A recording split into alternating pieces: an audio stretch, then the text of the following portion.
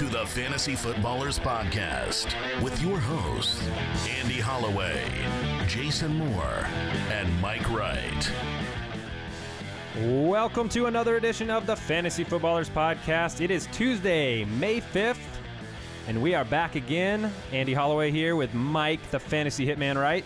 May the 5th be with you. Yeah, nice try. Jason Moore, say hello. Hello, everybody. Welcome to the Post-Draft Footballers. That's right. Exciting weekend, obviously, NFL Draft. What was your favorite moment from the draft? What was your favorite moment, Jason? Oh, man. My favorite moment was getting together and watching the first pick go off the board and the excitement and anticipation for who was going to trade up to that number 2 spot. And that was the highest point of the draft. It was honestly a super boring draft to me because there were no trades, no big action, no big, fall from grace. I don't know. Fall from grace? Well, like Johnny Manziel falling, to the fall from. Oh, I see. Maybe I'm biased because of my bold prediction of Mariota dropping out of the top 10. Oh, yeah, our bold predictions that were forcibly against the grain, not so good. But at the same time, all of our non-forced bold predictions, I was listening to one of our last shows, we had some really good calls on some guys, just pointing that out there. Toot, toot, toot, toot, toot, toot. What about you, Mike? Mine's, sorry to be boring, but mine was the exact same of just the text messages were coming into my phone hot and heavy and just, have you heard what the Eagles are offering? And all these offers I'm hearing about these picks. For me, I was just surprised because I thought Mariota was going to go number 2, but this guy Mariatu ended up going number 2. I didn't even know he was eligible. Did you see that he called Goodell called Mariota up and apologized? Oh, good. No, that's fun. And Mariota had never actually heard it because they were all cheering too loud. But this article made a good point. They said, this is such a huge event now. Why do you have the commissioner going out and reading these names? Why don't we have Morgan Freeman or like Sam Elliott or somebody else going out there and reading these names? But yeah, the draft is over. Welcome to the show. We're going to talk today. Today we're going to talk running back implications. A lot of running backs going off the board. We're going to talk about 6, 7, 8 of them. And what they mean in terms of those teams' rushing attacks, the fantasy football perspective on what happens to guys. You guys know my weekend was not so good. I spent most of it in the fetal position trying not to throw up in my bathroom, which is exactly what Trey Mason spent his weekend doing. Just wait till you hear my hot take on Trey Mason. I'm looking forward to it. You might have to run back to the bathroom. Mike's been warning us all day about his hot take. We don't know what it is, but we've got I might have to go to the bathroom after it comes out of my mouth. We'll see if I'm curious how if we have the same opinion or not. But I'm guessing not based on that prediction. But I'm feeling better now. I'm ready to go. You can follow us on Twitter at the FF Ballers. You can follow me at Andy Holloway. Follow Jason at JasonFFL and follow Mike at FF Hitman. You can visit us on the web, thefantasyfootballers.com. You can go there, see our latest shows. You can also send us questions for the mailbag segment of every show where we answer your questions. And we're going to hit some news and notes today. Going to talk fantasy implications. Mike, you got something to say? Right before we get into the meat of the show, I have a beef with a draftee. Okay. One of the guys who was drafted by Seattle, under his Twitter bio, he claims to be Chipotle's number 1 customer. Ooh, I know that's wrong. I know that you are, in fact, the number 1. So I sent him a tweet. We got no response, but I'm putting it on here that You're calling him out? It's on the record. Clearly, I am Chipotle's. If you have followed my Twitter feed or my Facebook feed, you know. Why is your nickname not the Fantasy Burrito? Can we get some alliteration with Chipotle for a sponsorship on a segment? Yeah, that one's tougher. Yeah. The Chipotle Chiparilla. I don't know. I'll work on it. The Trent Richardson Fat Burrito of the Week. All right. We'll work on that one. Also, I wanted to take a second just to say thanks to everybody who's been writing in and wants to be involved in our Fantasy Footballers official league. I want you all to know that we have received your emails. We're not ignoring those, but we're not going to be deciding on those last few people right away. So continue to attempt to impress us, and we'll try to get you in the league. We'll also be doing some mock drafts, and we'll reach out to you guys if we need some people for mock drafts. for the show. So let's go ahead and read our review of the week. Reviewosaurus Rex. This one comes in from Dirty Sanchez. He says, when everyone in the business decided to take a break, these guys kept it fresh every single week. I'm impressed anytime I come across anyone with the same unquenchable thirst for fantasy football, and these guys fit the bill. If you only have time for one fantasy football podcast, this is the one you need to listen to. Oh, Dirty Sanchez, you're so correct. Thank you for that. That's appreciated. We appreciate your reviews.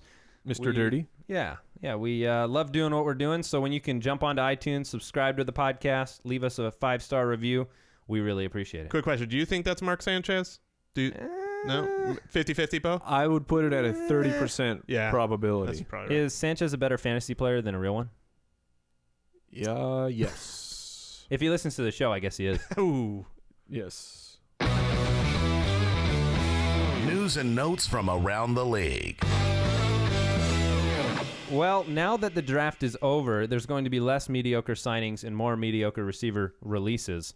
And James Jones has been cut out of the wide receiver beautiful situation that they have in Oakland, as he is now released. You know what this reminds me of? It reminds me of when people go to heaven. What? Because he was already on a deathbed, and he's just been released from that life. Oh, you're he saying was he's on, like, a hospice? merciful. It's a merciful moving on. Yeah, he was in hospice with the Raiders. Fantasy hospice. And now he has moved on. I don't think he... Do you think he plays another game in the NFL? I mean, someone probably will sign him, but...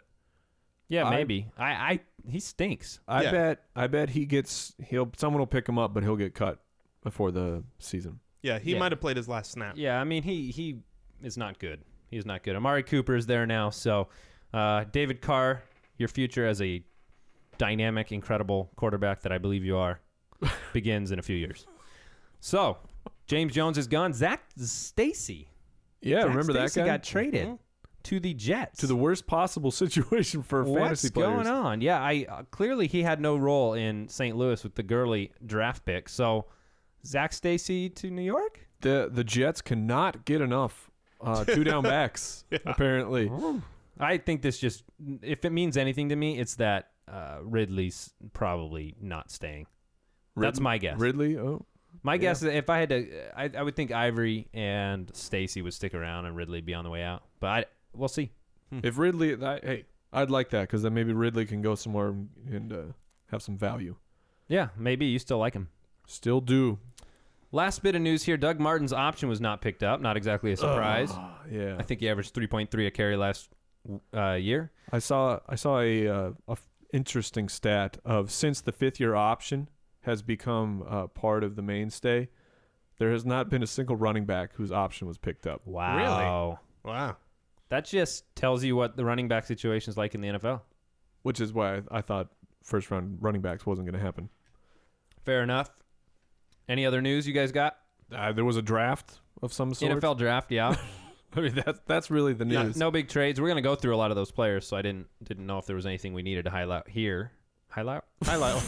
That's the game. Highlight? Where you have the scoop and you throw the ball. Moving on. One last bit of news here. I wanted to let you guys know about our opportunity with FanDuel. It's pretty sweet. If you go on to FanDuel.com, put in the promo code BALLERS, you can get a $1 bonus on your first deposit up to $200. So we've been partnered with FanDuel for a few weeks now, and great service. Super fun. Obviously, the NFL is not going on right now, but you can play some Stephen Curry, NBA playoff basketball. MVP. Man, That guy he's knows so how to good. play basketball. I love it, too, because he's so small. He just looks like a guy. But he's I love point guard MVPs. That's always been my favorite, just because I'm a small man. What? Yeah, well, because it's not just a size thing you're saying. So, anyway. And also, if you sign up on FanDuel and you're having fun, email us. I want to hear how it's going. I want to hear stories of how fun it is. Yeah, a lot of people making money doing the 50-50s. Those are the most fun for me. I love doing the 50-50s on there. It's fun to track on your phone, too, as the night goes on. Makes any game super exciting. So go to FanDuel.com, put in the promo code BALLERS. If you've been on the fence about signing up, we can save you some money there, get you some extra cash. And let's go ahead and talk rookies. Yes. right, rookie. Welcome to the NFL. Finally. Well, we're going to kick it off with Mr. Todd Gurley here because Todd Gurley went off the board at pick number 10. So close. I thought he would go number 9 to the Giants. He went number 10 to St. Louis. Was this a surprise, guys? Yeah, huge surprise for me. I had him going like, I don't know, I think 30 different places. And one of the two spots that I didn't have bagged was St. Louis. No, that's a joke, but obviously it's a little bit surprising considering they have running backs and that didn't seem to be a need. Third straight year of drafting running back for St. Louis, right? Zach Stacy, Trey Mason, and now Todd Gurley. Just too good to pass up. When was Isaiah Pede drafted? The year before that. 4 straight years. Yeah, you're right. He was a second-round pick. Actually, Pede and Stacy might have been the same year. Was it? So, yeah, but the point's still there. They've been drafting running backs every year and giving them temporary value. And now, is that Trey Mason's situation? Because is this your hot take that I got to hear? Yeah, let's hear this hot take. So I've got my thoughts on him, but I'd love to hear what you have to say. So the Todd Gurley pick, and along with the rest of St. Louis's draft, because you have, what did they do after they selected Todd Gurley? O-line. They went offensive line. The next 2 picks were both tackles. Then they took a quarterback, whatever. The next pick, their 4th pick, another tackle. I mean, Jeff Fisher is making a complete push to revamp his offensive line, which they needed to do. And remember their first pick last year, offensive tackle. So the line, as long as everyone pans out, or at least a couple of these guys pan out, the line should be tremendously better. And I think the Rams understand what they have to do in their division, and that's be able to run the ball. And so what does this mean? What does this mean for Trey Mason? Because this is just a nasty situation from a fantasy perspective. To me, because they're beefing up the line, everybody's going to be super excited for Todd Gurley. Trey, you're not? No, I'm not. Oh, well, I'm excited for Todd Gurley circa 2016. The masses will be, though. Mike's right. I mean, just from name recognition. Yeah, people are going to be excited about him. And Trey Mason's value is going to plummet. I mean, this is a guy now that you're going to be able to draft, I would guess, in the 8th or 9th round. And I see Gurley ending up on the PUP list. I think he's going to start there. I do too. And so when you're talking about a rookie on the PUP list, he's not just going to come back, okay, I'm ready to go.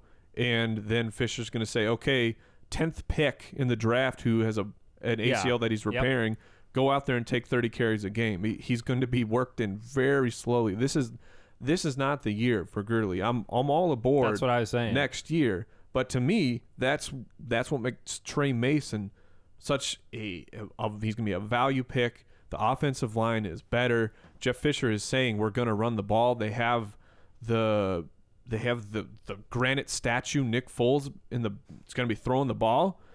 I really, really see the St. Louis Rams going to the run game, and I like Trey Mason for where I can get him now. So what say you, Andy? Agree, disagree with the hot take? Pretty similar opinion. My opinion was that, Gurley doesn't, if he's not on the PUP, he's still going to be eased in extremely slowly. He probably misses the first month of the season. And so Trey Mason's going to represent a huge value where he's drafted. And then you're going to be in a timeshare situation. You're looking dynasty keeper. You're not looking at Trey Mason like any type of value. They invested a first-round pick in Gurley, and he's their back of the future, like you said.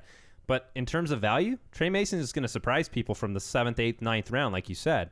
So I think you just have to, pay attention at camp, pay attention to what Gurley looks like, if he's out there, if he's not, what their situation is. But you don't invest that, like you said, you don't invest a pick like that and then force 30 carries on a guy. Right.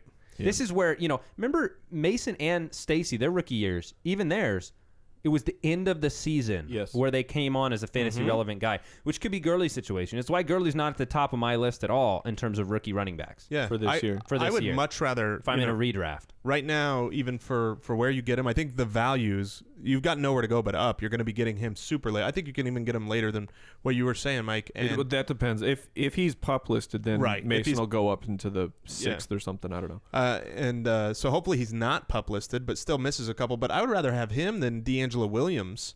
Let's say you're the Le'Veon Bell owner, and you need somebody for the beginning of the year. Trey Mason is a perfect candidate, and Zach Stacy leaving town only helps. Zach Stacy going away says, hey, if it's not Gurley, then Trey Mason's the man. And so I like his value there. And not to mention, he has an ACL tear. So it's not like it's out of the realm of possibility that he comes back and gets injured.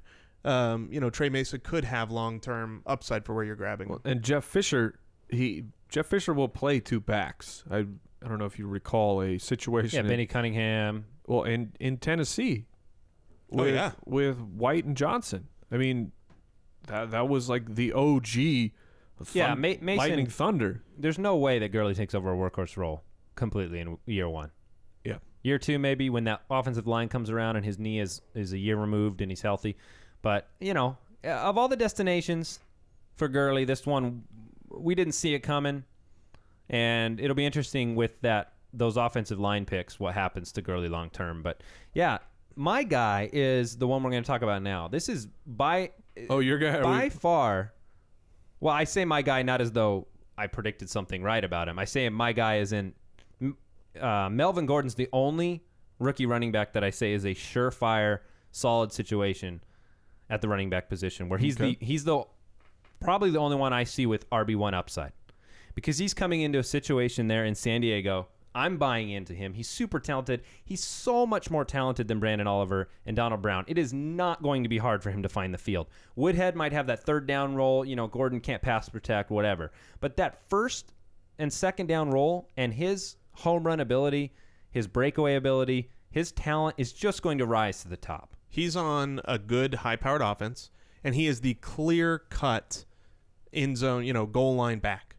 Every time that there's going to be a touchdown opportunity, it's going to go to the guy that they just traded up to in the first round. Kind of. Woodhead's going to be in there.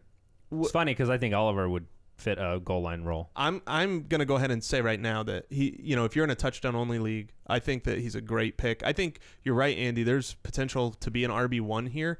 And I think the floor on him is very high. He's going to get the work. Of all the rookies. Yeah, of all the rookies, he's going to get the work. He's in a good offense. You're not going to be stacking the box against him with Phillip Rivers. And I believe he's going to be the goal line back. We'll see as the year goes on, but I think he really will get the goal line work. And that gives him, what's his baseline on touchdowns if he is the goal line back? 8? Yeah, maybe. My one concern, which was I was listening to Adam Azer, who's going to be on the show. He had an interesting point of he went and he looked back at the competition he was playing, Melvin Gordon.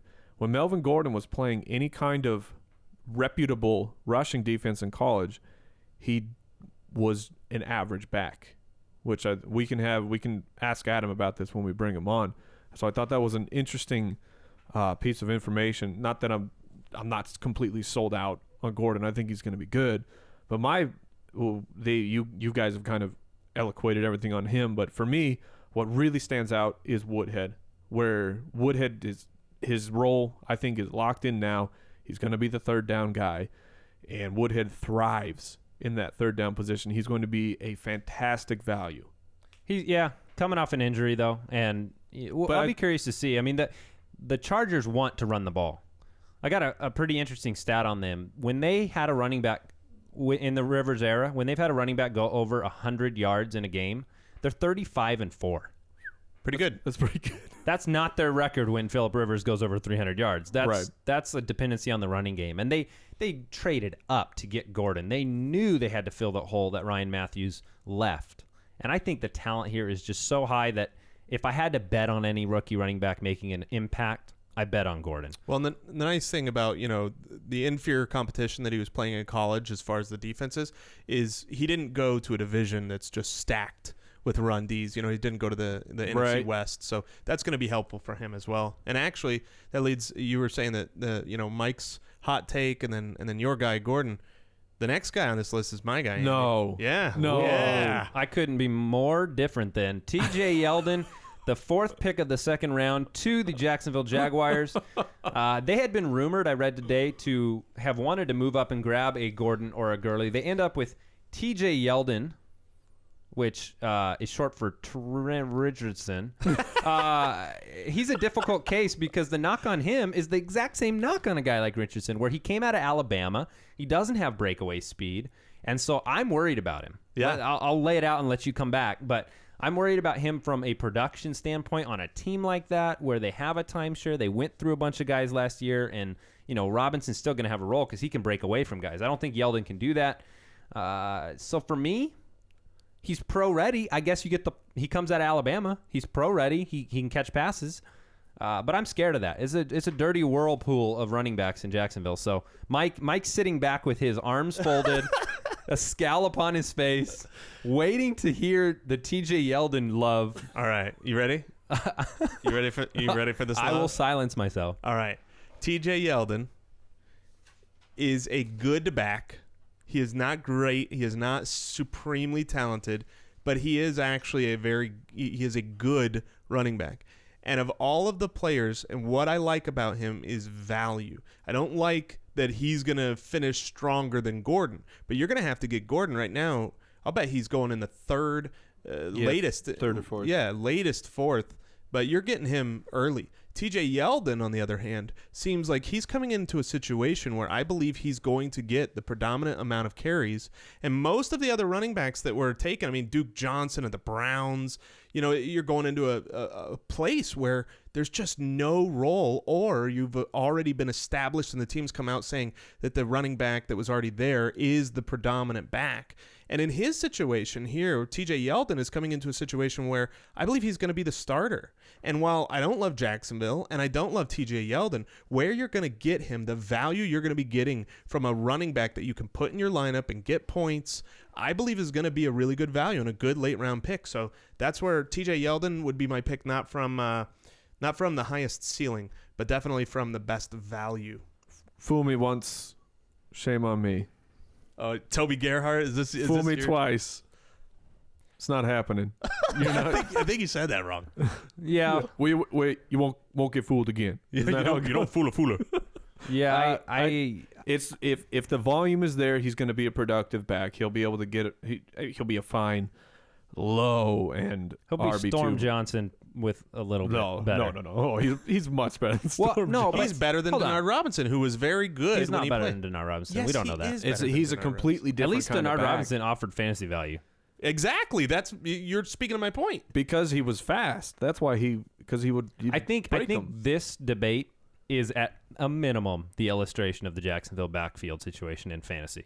Toby Gerhart last year. You have other guys who's the other guy I'm thinking of? Not Storm Johnson, but maybe that is who I was thinking of. It's Denard Robinson, Storm Johnson, and Toby Gerhart. Yeah, okay. So I'm just terrified of that.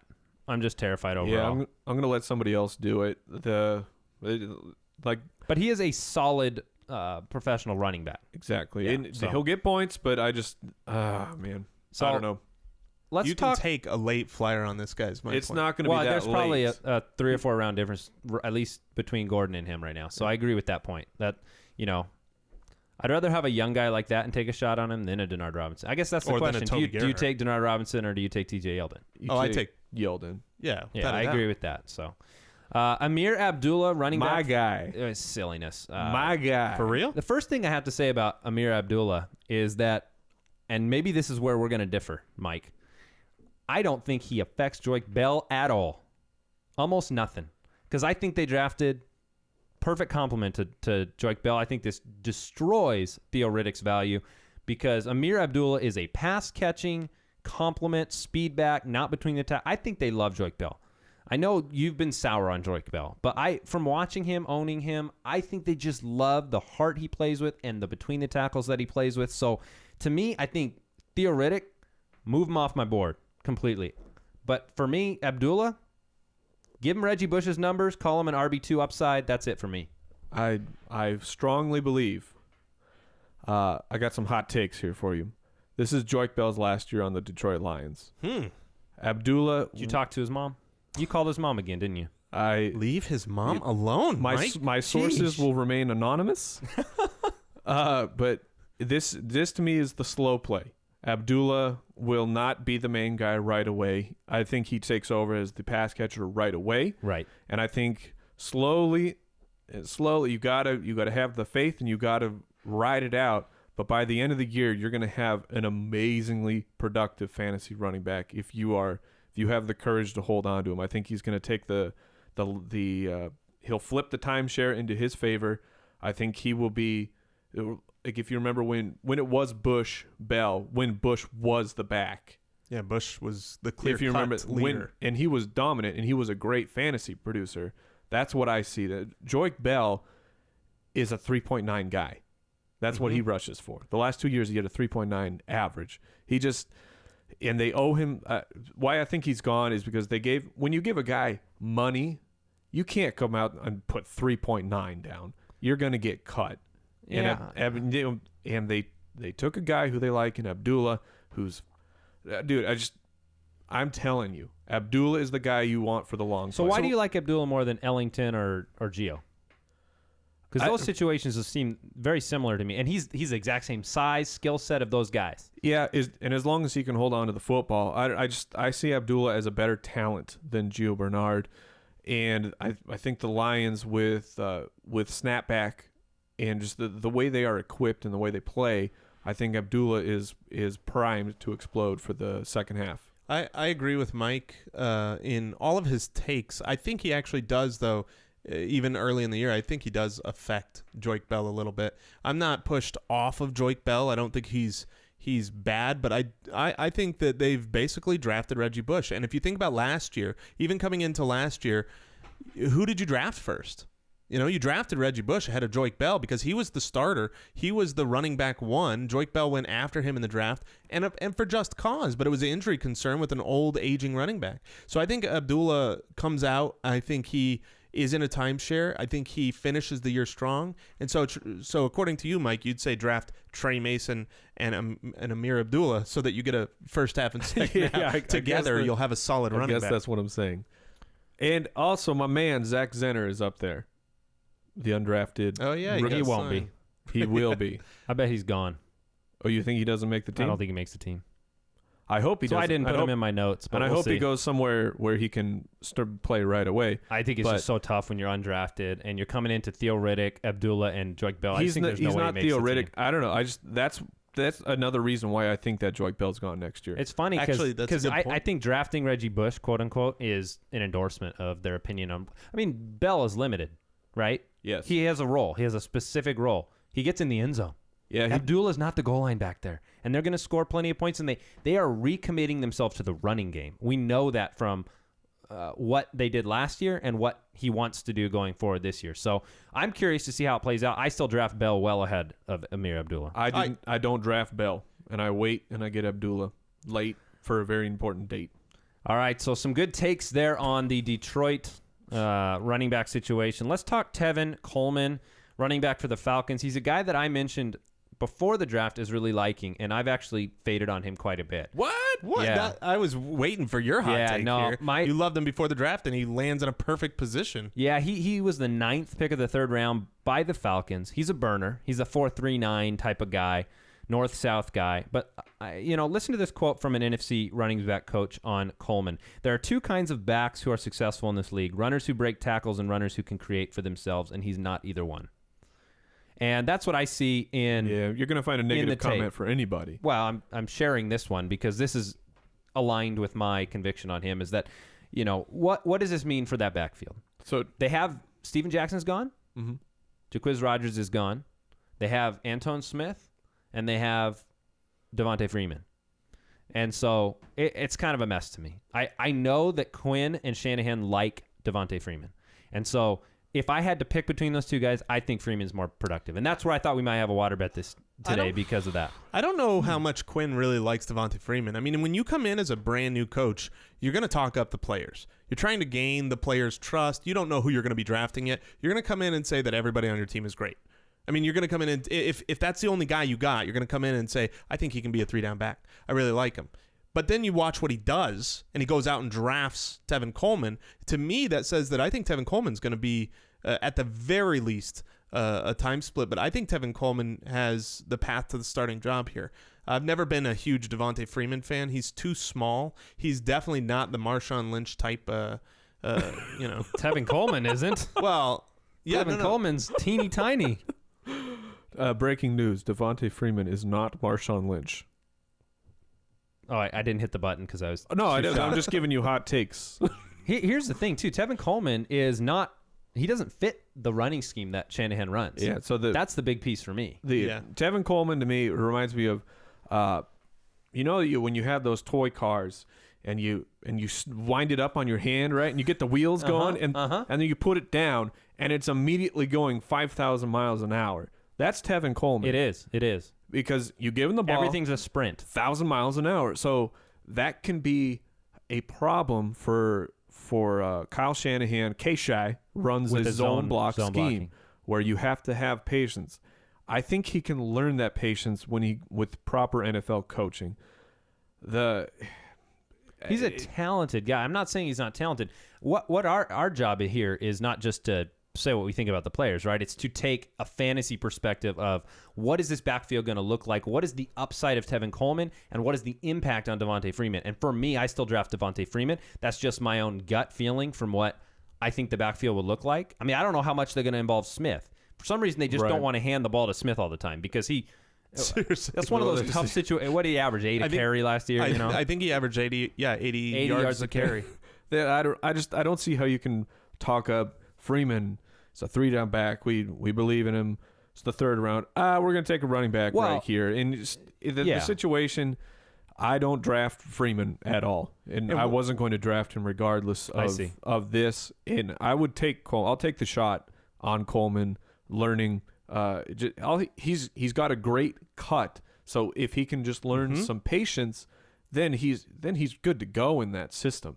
Yeah, I mean, people say he's not a fit for the system. That's a really big worry if you're not a fit for the system you're going into. But his skills can translate to that system. He just hasn't been in it. So and he is a bigger back. I mean, he's not one of those 6'2" guys, but he's 5'11", 200 pounds versus, Devontae Freeman. What is Devontae Freeman? He's like, I think like Freeman is he's 5'3", 150. Yeah. No, yeah, I thought Devontae Freeman. No, he's not.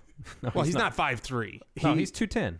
He's 210. When he's standing on his tiptoes, he looks up to Muggsy He's not Bogues. 210 feet tall. He's 5'9", 210 pounds. Devontae Freeman's a thick guy. Yeah, he is. I don't think Freeman. I think you draft the running back because you lost Steven Jackson and you lost. Yeah, I agree. They were going to add someone, but to me, let's Freeman simplify this because it's moot to just speculate. Do you draft Tevin Coleman or do you draft Devontae Freeman, Jason? I absolutely draft Tevin Coleman over Devontae Freeman. Coleman. Okay, and I go the other direction. I'm going to go Freeman. So let's talk about Duke Johnson, or the man that he's better known as the guy who just muddies the already muddy water in Cleveland. He's duking in the brown water. Third round pick. Yeah, that's a mess. That is messy. Well done, Mike. He's duking in the water. You can count on me for the poop jokes, everybody. Yes. They don't call him Chipotle Joe for nothing. That's what I'm talking about. The number one. Get out of here with that. Chipotle. That's my territory. It's my turf. I mean, Duke Johnson, he's Gio. He's Gio Bernard in a backfield that you don't even know who they like the most anyway. We've been kind of the Mike and I have been Terrence West. I think you've been Crowell. I don't even know. Yeah, I'm more Crowell. Is this just a wait and see with because they're going to run the ball. They have a good O-line. Mack will be back. Jack. That's good. No? Right. See, to me, Alex Mack will not be a puddle this year. This is such a weird, stupid signing. Barely. Who's the better pass catcher? Duke Johnson. No, well, of course, Duke Johnson. I'm asking between Crowell and Terrence West. Duke by far. Johnson. West by far. Exactly. So to me, I know this seems a little strange, but I think that this is really. You say it could inflate Crowell proportionally. I think that you go Crowell as now the very clear cut first and second down back, and you bring in Duke Johnson for the pass catching role. And there's some people that have said that they're kind of sour on Terrence West, and so maybe this is an indication that it's going to be every other week someone else in the Browns is dead to the Browns and then gets out of the doghouse. I love that take. Dog pound. I appreciate that take, even though we've disagreed on everything else. I think that makes it maybe a little easier to draft Crowell. Now that doesn't mean I'm drafting a Browns running back super high. But that means maybe I can make my decision a little better. Would you take Crowell in the 5th round?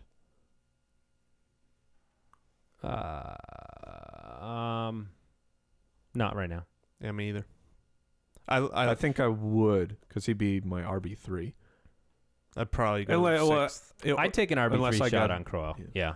Again, we want to see camp. We want to see what they're doing with these guys. But, you bring in a pass catcher who is absolutely not a workhorse. I mean, Duke Johnson's not a workhorse back. So, I don't know. I think he might be. I mean, he's the leading rusher in Miami history.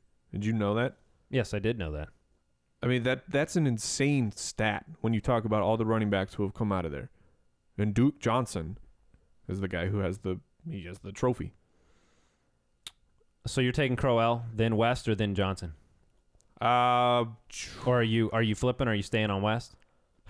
Man, it's hard to stay on West after this draft, but it's so weird how they take turns being mad at people. Yeah, I know. Like this week, Terrence West, I'm mad at you. Well, you mix that in with Matt going out and not knowing what they really have in those guys because you have a deformed offensive line. Yeah. So I'm going to take a shot on Crowell and Duke. All right. Yeah, I'm going to avoid the Browns' backfield probably for where they go, but I'm going to put a guy value steps up, to them. they're going to be good. I'm going to put a value to them, and if Crowell drops where I feel like he's a good enough value, to me, like in the 6th, I'll grab him there and have some high upside. Let me read you a stat line when we talk about our next guy. Oh, please, dude, my heart. 201 carries for 660 yards and 3 touchdowns. Whose stat line is that? Wait. 201 yards? 201 carries for 660 yards and 3 touchdowns. That's not good. So whose stat is that? Whose stat line? That is Andre Ellington. That is Andre Ellington's stat line. So we're talking David Johnson, the 22nd pick of the 3rd round by the Arizona Cardinals. Be still my heart. You're far too in love. I feel like I have to be the I was shouting some David Johnson love on here last week. He was my guy that we didn't talk about, but I brought him to the table as he was the guy I would talk about if we were going a little deeper because, man, I love him as a JUCO guy. You want a guy that beats up on the competition, and if you want a fun time, go watch David Johnson's highlight reels beating up these JUCO guys because it's just a blast. And so maybe David Johnson. David Johnson. And David Johnson. Yeah, his everything is off the charts. His didn't he lead like almost every single category in Combine? pretty close. So all right, well, hold on. Let's get the tempered expectations before I start gushing. Yeah, all right. Fair enough.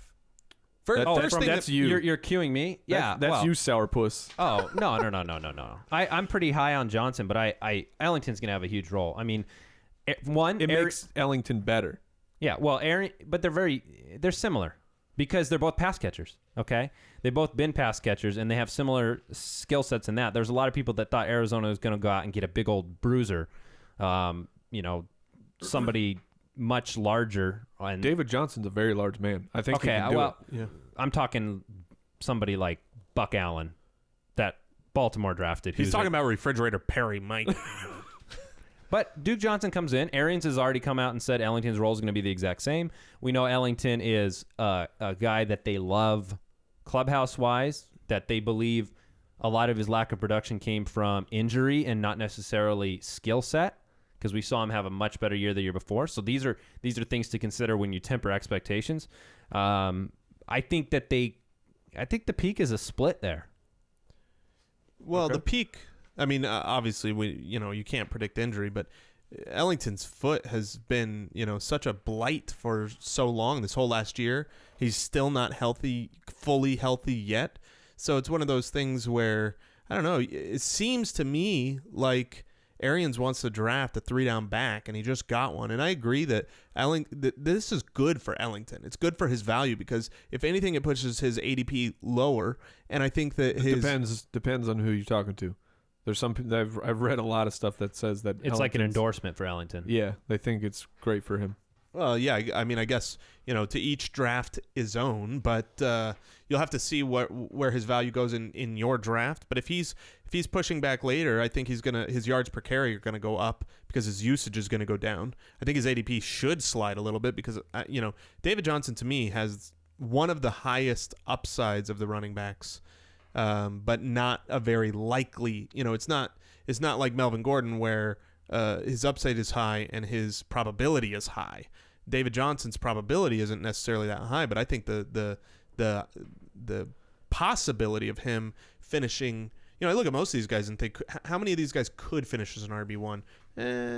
Not hardly any of them. But if David Johnson got that role, I think he could. Right. So we forget that when Ellington was really good, so his rookie year, Rashad Mendenhall, who was touting a 3.2 yards per carry average, was fantasy relevant. Mm-hmm. Both of them were fantasy relevant. Now, it's what you need to look at Arizona. We brought in Mike Iupati, right? One of the best run blocking guards in the NFL.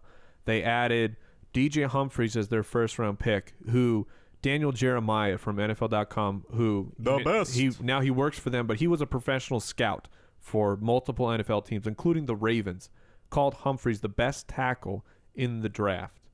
They have gone all of the Arizona offensive line is ready to go. They also added AQ Shipley, who huge upgrade for the center. He'll be the center position, and he's an upgrade.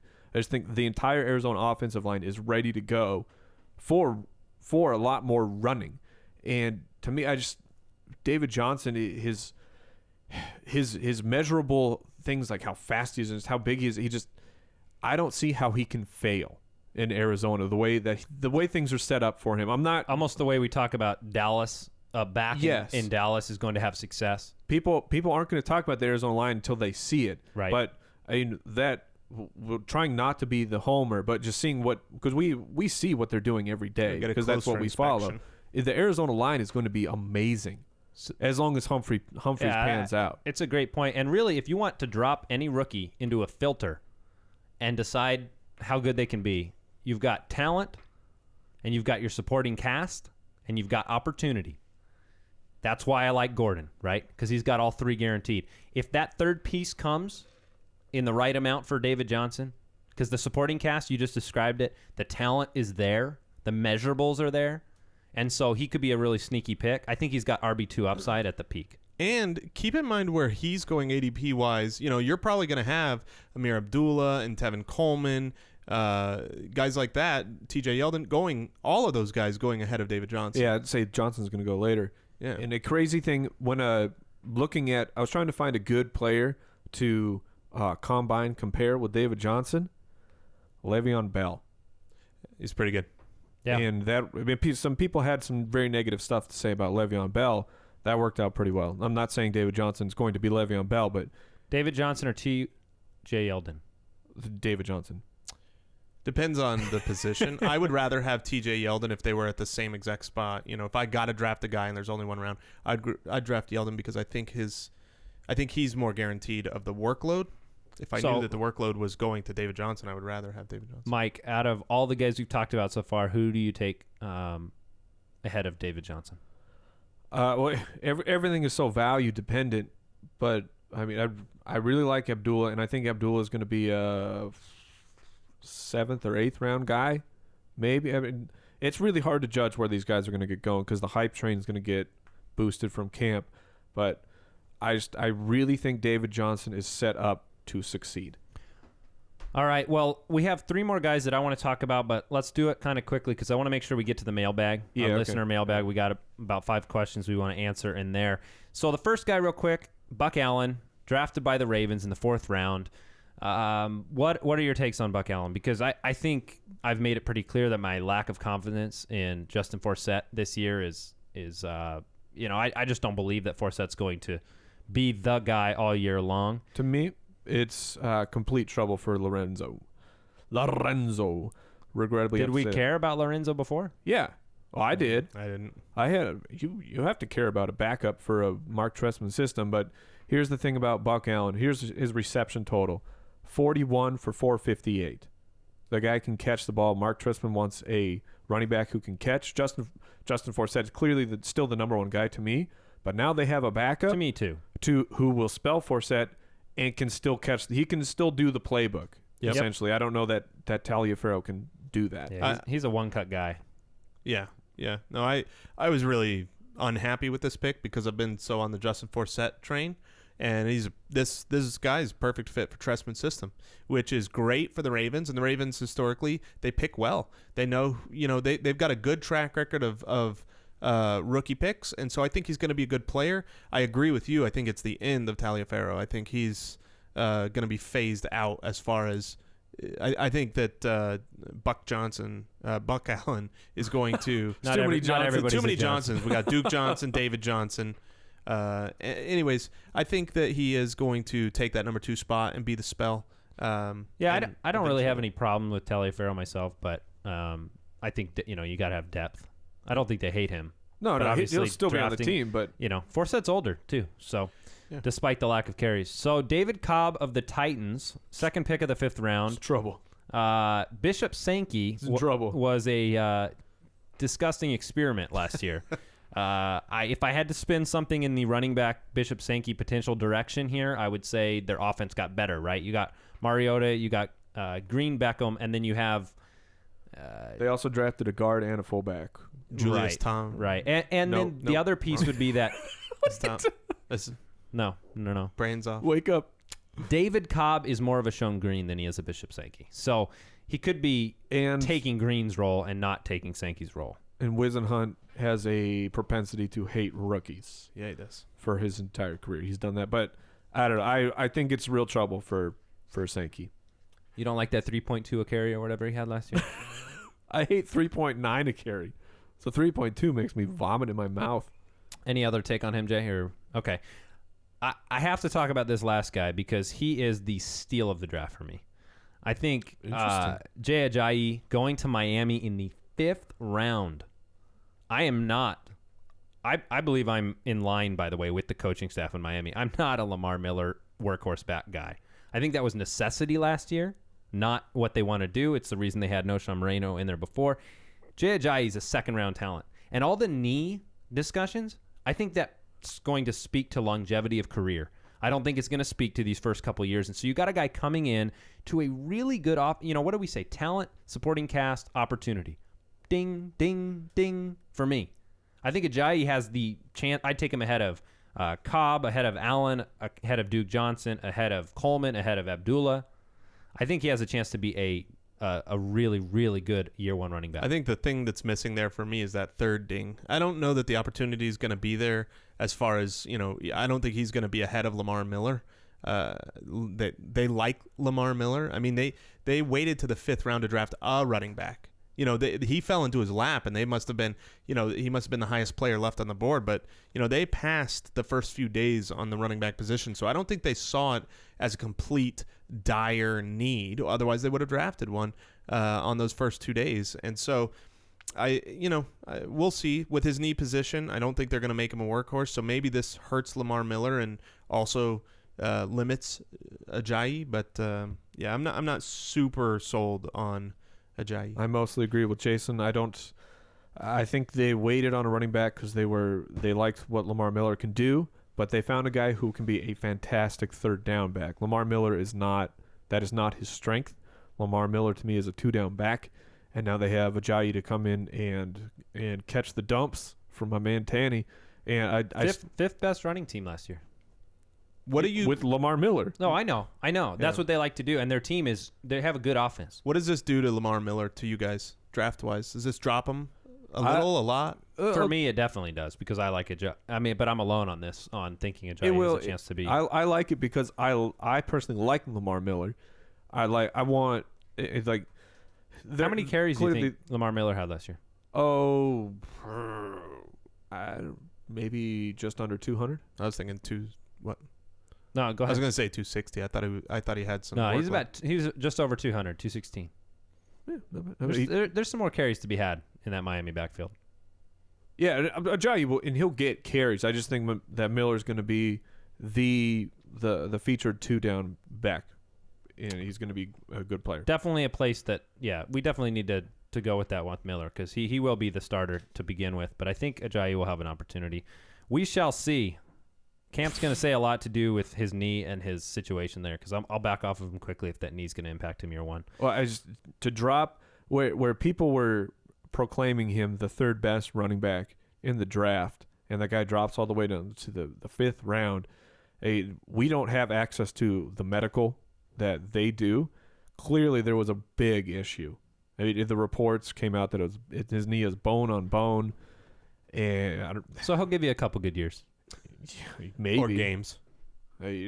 How long is that thing gonna hold up? I think that was just rumor, man. Scared off a lot of teams. Just rumor. All right, let's get into the mailbag. Mailbag. All right, this first email comes in from Jonathan. He says, how important is it to look at offensive line when deciding between running backs? And then he asks us to do a show where you focus on O-lines and how that impacts their teams. Jonathan will definitely be covering that in our team previews on future shows. But how important is that?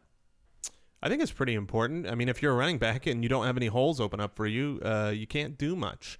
But I think it's mostly on the extremes.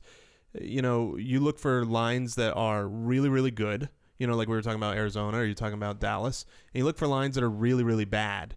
And otherwise, if you're not in one of those two, I think you're just kind of average. I don't get scared away because you're a little bit better or a little bit worse on that medium grade line. What do you think, Mike? I think an offensive line is very important especially when you want elite production. I don't think that with how talented everyone is just to make it into the NFL and how fast you have to be.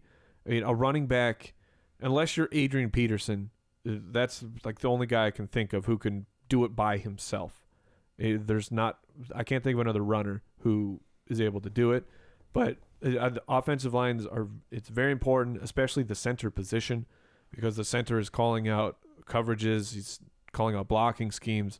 And if you look at I feel like I say this all the time, but I'm going to say it again. If you look at teams that are great running teams, have great centers. Which is why you're concerned about Marshawn Lynch and Matt Zunger leaving. Yes. CZ. Among other things. Yeah. So I think it's a good place to split the difference on a guy that you have in a similar if you're looking position. at tiebreaker, then you Yeah. take the one with the better line. CZ writes in. He says, hey guys, love the show. I'm in a 12-team keeper league where we keep 2 players. The player, so he swaps the round that they were drafted in the previous season for them. So he gets Jeremy Hill for a 10th rounder, which is just plain beautiful. Very nice. But his option for the second keeper is either AP in the first round, and for what it's worth, he picks 12th in the first round.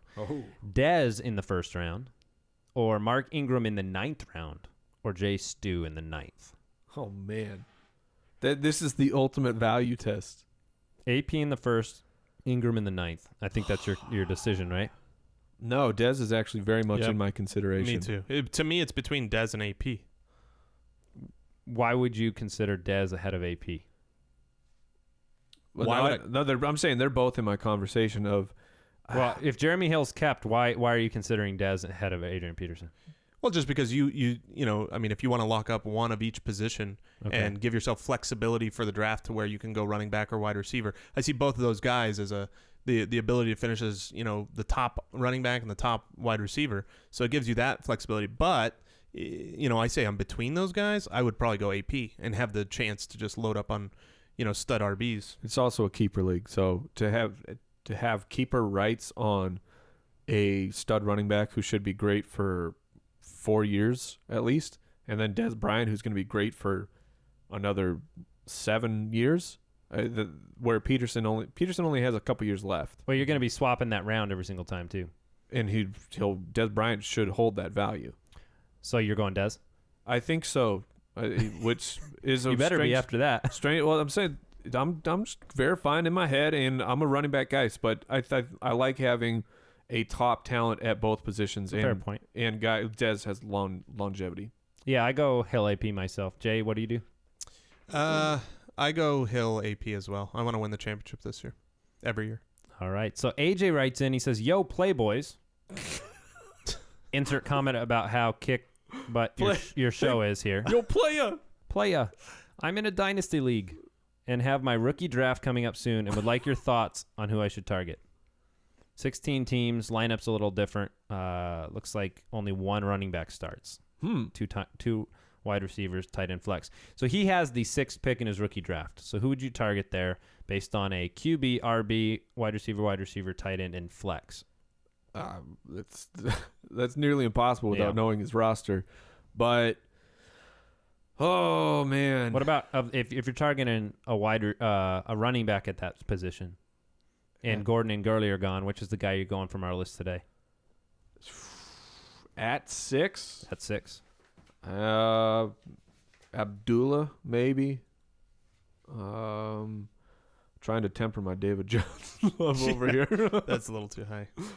But yeah, I mean, probably Abdullah for me if you're going for a running back there. Well, I would who would you love to have at that position? I would like I would target Nelson Aguilar there. If you get Aguilar there, that would be fantastic. I think that's a realistic spot for him to go, and he's in a great position, and he's a talented guy on a high-powered offense, and wide receivers are so valuable in rookie drafts. So that's who I would be looking for, maybe, is Aguilar. And you'll get 2 years before Chip Kelly tires and trades him. Yeah. I like that call, though, Jay. Good call. Grumpy Old Troll writes in. He says, you have the top 2 picks in the... I guess he has the top 2 picks in the draft. Your keepers are Jonathan Stewart, Brandon Cooks, and some scrub wide receiver.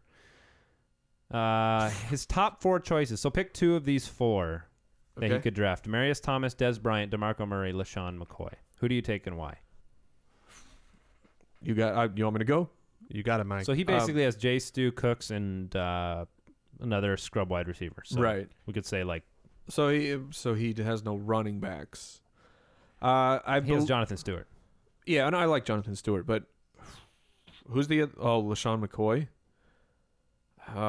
With that team makeup, I think I might take both backs. DeMarco and McCoy? Yeah, if I'm going to split them, I'm going to take DeMarco and Dez. And I would go Dez, McCoy, because I'm higher on McCoy than I am Murray. Well, I would. So if we both, I say because we've all 3 got different guys. So this is a good question there, Grumpy Old Troll. I would take DT. I've got him finishing as the number 1 wide receiver on my board. So I'm never gonna pass that. So I'd take DT, and then I'd take LaShawn McCoy. All right, let's go. This is our last question here before we move on here. Chris says via email, I play in a 10-team keeper. You get to keep 4. So I guess these are the guys he has: Aaron Rodgers, Eddie Lacy, Marshawn Lynch, Julio Jones, Jordy Nelson, and Jimmy Graham. Pretty good guys. I guess that's 10-team league. I guess all the guys cost him a pick somewhere in the first through 4 rounds, so he'll lose his first 4 rounds if he keeps 4, which he will. So he's not getting back the guys he drops. Who do you keep? He's leaning Lacy, Julio, Lynch, and Jordy. But with Lynch getting older, he's a little worried about that. Well, that's exactly who I draft. Yeah. I keep those 4 guys because those are the 4 best guys. Any chance you'd go Rodgers over Lynch? There's a chance. Because of the keeper situation? But I would consider going Rodgers over Jordy. Because I'm gonna play to win this year, and if it's a 10-team, I'm very confident I can find a running back who they're not going to be Marshawn Lynch, but I'm going to find a running back. And so Julio, Lacy, Lynch, and Rodgers. Oh yeah, yeah. Right. I think that's where I'm going. All right, what else we got? Well, we've got. Sorry, I thought it was another question. I was confused. Yeah, I have a show notes doc in front of you. I actually do not. It says FanDuel read. All right, so for those who are interested in daily fantasy, FanDuel is the worldwide leader, and it's a blast. It's fantastic. The action is quick and furious, and the payoff is immediate. You want that instant gratification? FanDuel.com is the place for you. There is no season-long commitment, and right now, today, lucky for you because you like the show, you want to support the show, you can enter the code BALLERS when you sign up, and they will match dollar for dollar up to $200. They're going to give you 200 free casholas. U.S. American dollars. Also, pro tip for the fantasy football players out there, sign up for free. If you get used to the system right now. With the code BALLERS. Yeah, still use the code BALLERS. Because that way, when football season rolls around, you can get some free money on there. But sign up for free and just play these games for free. It's a blast no matter what. It helps you out, and it helps us out if you use our code BALLERS. All right, on our next show on Thursday, we're going to have the pleasure of welcoming in Adam Azer, CBS host and analyst for get that Gordon details. Yeah, their podcast. So we'll be breaking down some more post-draft fantasy fallout. And in future shows, we're going to be doing some mock drafts, and we'll do those team previews that we've been talking about. Send us your questions at mail@thefantasyfootballers.com. We'll be happy to answer them on the show. Each and every week, we try to do that with listener questions. And make sure you support and follow us on the web at thefantasyfootballers.com, on Twitter at the FFBallers, and on Facebook at facebook.com/thefantasyfootballers. Any parting thoughts, gentlemen? I went 3x3 again on Sunday night for those who are tracking my eating calorie habits. intakes. Yeah, and it was what I remember. So it's still just as good as the first time. It was incredible. Maybe even better this time. I won't lie to you. Since you said that, I went please. through the drive-thru and Yes. got a 3x3. I fully support this endorsement. Yes. And me and Trey Mason were just on the ground throwing up all weekend. Dang it. You gotta Maybe next week. build your immune system by eating 3x3s. Yeah, 3x3s. Dude, you don't know what it was. I ate 3 old cold hot dogs out of the fridge while I was running out the door. What are you doing that's with just- your Pretty life? sure That's that's just weird and pretty sure gross. that's. I was in a hurry. Yeah, well, you still don't need a cold hot dog. Well, I paid the piper, okay? Yeah. I won't do that again.